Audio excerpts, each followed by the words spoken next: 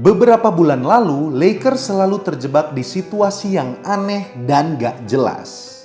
Ketika Luka Doncic, Austin Reeves, dan LeBron James bermain bersama, permainan Lakers malah hancur lebur. Bahkan sampai dinilai gak layak untuk bersaing di playoff. Coba kalian lihat statistik yang satu ini. Simpelnya saja, performa Lakers jauh lebih bagus dan dominan kalau nggak ada LeBron di lapangan. Tapi yang terjadi sekarang justru menggambarkan realita yang jauh berbeda. Skuad yang sama yang terlihat kesulitan menemukan identitas mereka di lapangan musim ini, tiba-tiba berhasil memenangi 9 game beruntun pada bulan Maret kemarin. Bahkan faktanya saat video ini dibuat, Lakers telah memenangi 16 dari 18 game terakhir mereka. Dan mereka yang sebelumnya selalu terancam untuk jatuh ke zona play-in, sekarang sudah meloncat jauh sampai ke peringkat 3. Tapi ada satu hal yang sangat menarik di balik kesuksesan Lakers menjelang akhir musim ini. Kalau kita lihat dari statistik tadi, satu-satunya resep yang paling efektif agar Lakers bisa tampil produktif adalah dengan membiarkan Doncic dan Reeves memimpin pertandingan tanpa LeBron di lapangan. Namun, dalam kurun waktu di mana Lakers berada di puncak-puncaknya itu, LeBron tetap ada di sebelah Doncic dan Reeves. Bahkan net rating saat mereka bertiga bermain bersama di momen ini justru sangat berbanding terbalik dibanding sebelum-sebelumnya. Ternyata kali ini LeBron hadir dengan tugas yang nggak biasa. LeBron dipaksa untuk melakukan sesuatu yang nggak pernah kita lihat sebelumnya, yaitu mengalah untuk menjadi opsi ketiga dan menyandang status sebagai role player di lapangan. Kita akhirnya memasuki sebuah era di mana seorang LeBron James bukanlah pusat dari segalanya. Pertanyaannya, apa yang jadi pemicu agar hal ini bisa terjadi? Dan seperti apa kontribusi LeBron sesungguhnya di lapangan sebagai opsi ketiga? Dan bagaimana itu bisa menguntungkan bagi Lakers? Semuanya akan kita bahas di dalam video ini.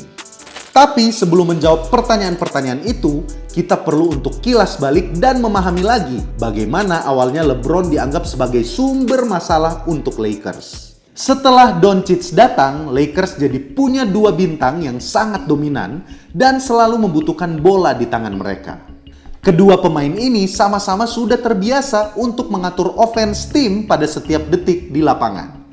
Tipe bermain LeBron dan Doncic sudah pasti akan bentrok satu sama lain, tinggal menunggu waktu.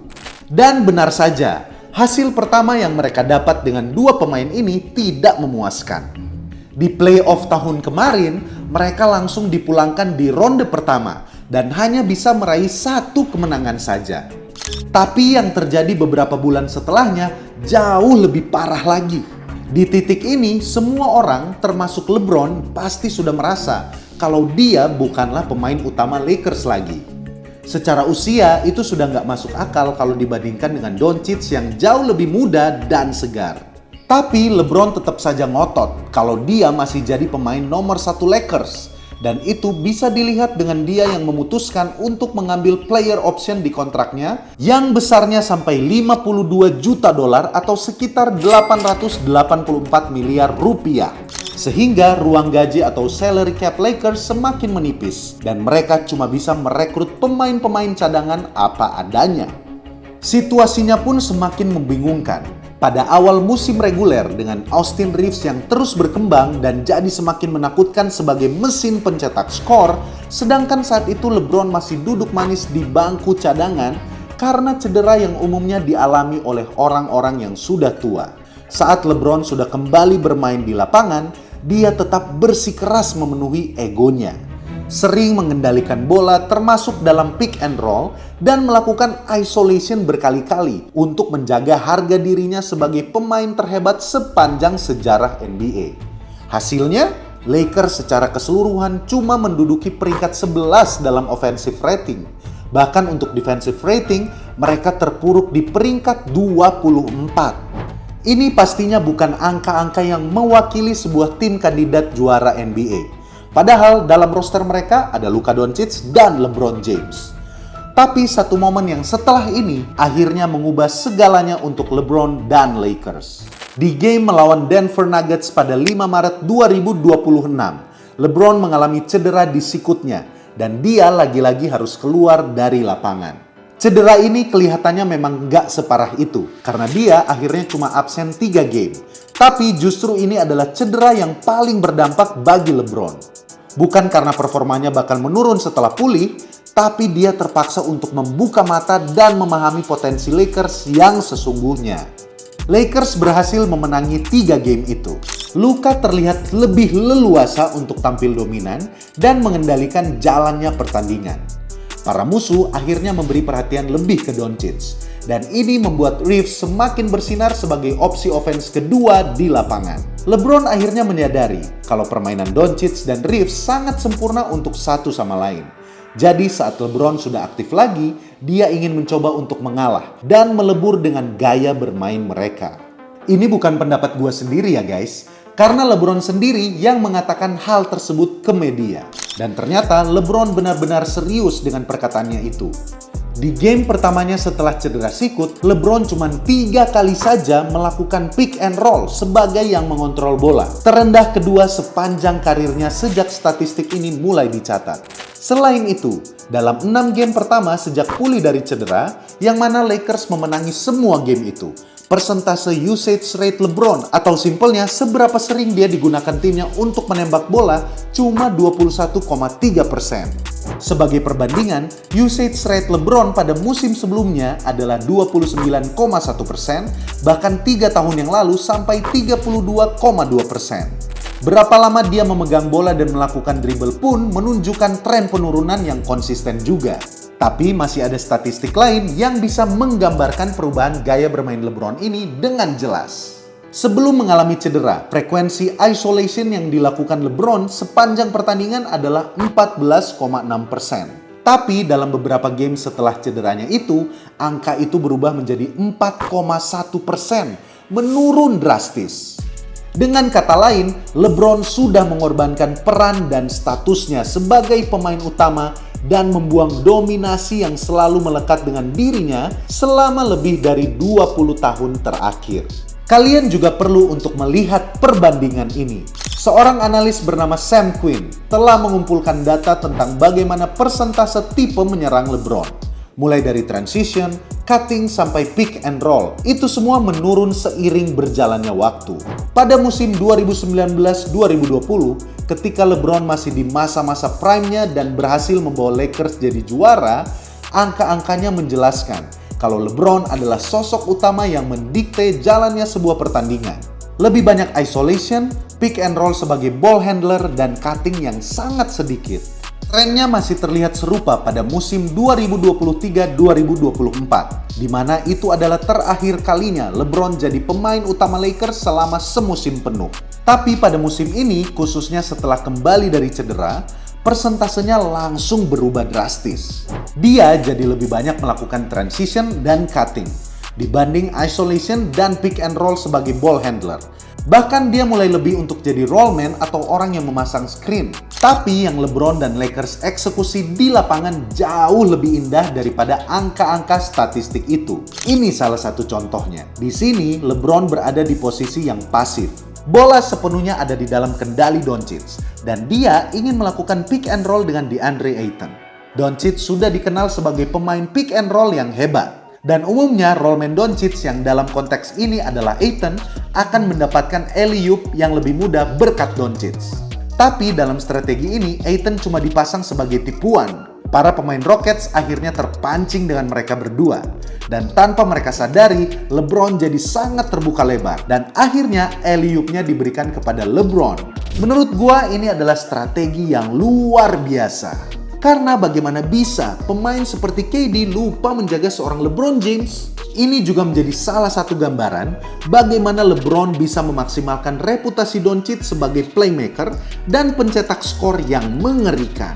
Tapi yang setelah ini juga nggak kalah menarik. Kalau Doncic adalah mesin utama tim kalian, kalian harus memiliki kemampuan untuk melakukan transition offense yang bagus.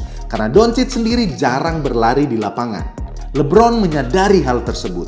Dalam kondisi fast break, dia semakin berusaha untuk berlari lebih kencang ke sisi lapangan yang lain, sehingga Doncic punya senjata untuk mendapatkan atau memperkuat momentum secara lebih cepat. Selain itu, IQ LeBron juga berperan penting dalam proses pergantian perannya ini.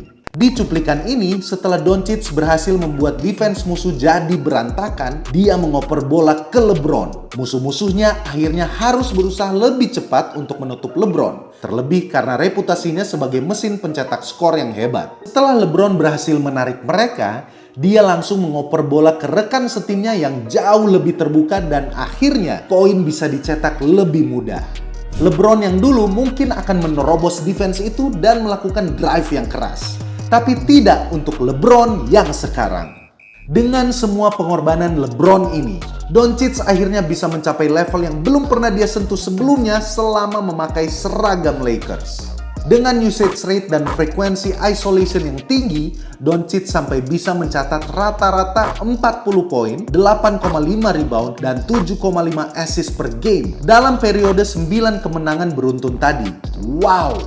Bahkan Shaq, Kobe, dan Magic Johnson gak pernah bisa mengukir angka semacam itu. Gak berhenti sampai situ saja, dia juga berhasil mencetak 40 poin melawan Houston Rockets dan 60 poin melawan Miami Heat keesokan harinya.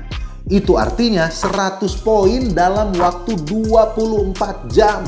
Semua ini bakal jadi senjata yang bisa diandalkan memasuki playoff nanti. Tapi masih ada satu aspek positif lagi yang gak kalah penting dari perubahan LeBron ini. LeBron gak cuma mengalah untuk jadi opsi ketiga, tapi dia juga berhasil memberikan effort yang luar biasa di sisi defense. Di sini Lakers tertinggal 1 poin dari Nuggets di menit-menit terakhir. Cam Johnson punya peluang untuk mengunci kemenangan Nuggets, tapi 3 poinnya nggak masuk dan bolanya kemungkinan besar akan diterima oleh Jamal Murray.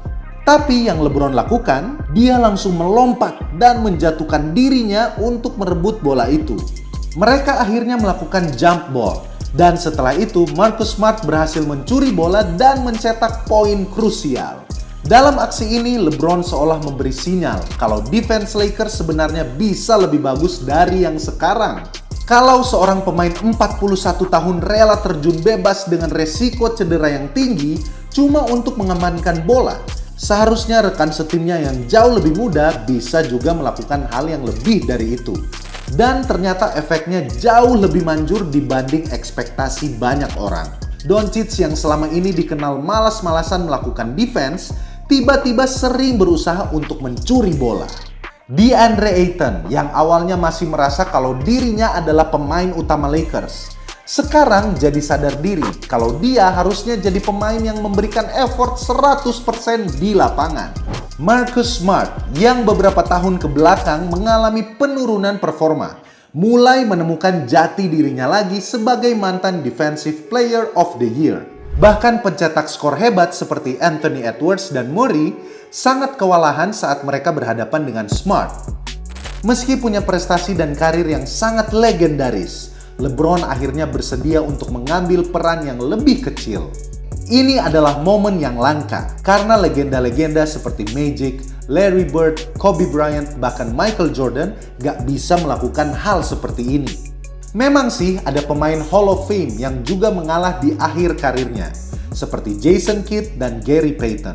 Tapi untuk sekelas MVP, nggak ada satupun yang rela selain LeBron. LeBron masih mau menjadi juara, dan kini dia sudah menerima kenyataan bahwa bermain dominan bukanlah cara untuk menggapai tujuan itu.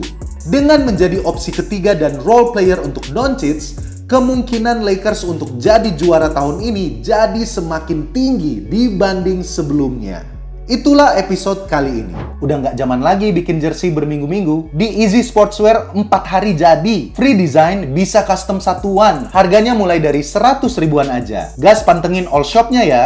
Jangan lupa like dan subscribe agar channel ini bisa berkembang dan menghasilkan video menarik lainnya. Thanks for watching. I'll see you in the next video.